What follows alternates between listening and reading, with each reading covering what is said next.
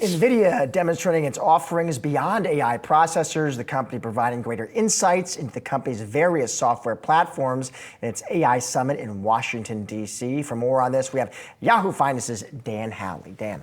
Yeah, Josh, they basically did a lot of talking, kind of laying out the background of NVIDIA, telling everybody there in DC for this summit. This is the first time they're holding this summit since 2019 in DC. And so they wanted to kind of give the background of where NVIDIA came from, and then really kind of point to the software offerings that they have and how well they're doing and how important they are to NVIDIA. And so, we talk so much about the hardware itself, the Blackwell chips, the different permutations of that, and the Hopper chips, and how demand is for both of those.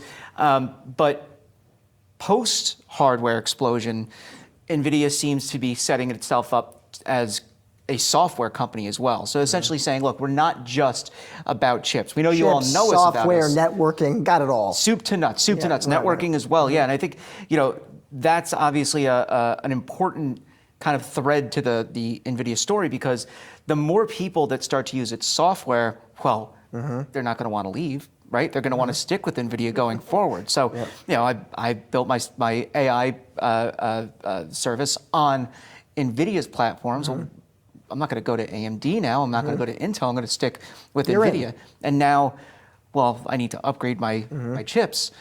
I'll probably just go with NVIDIA, right? I don't want to have to, kind of go back to the drawing board. And so it's an important strategy for NVIDIA now, pointing this out. And so, they talk about how they're working with Carnegie Mellon University and the University of Pittsburgh on different learning facilities for things like robotics and automation.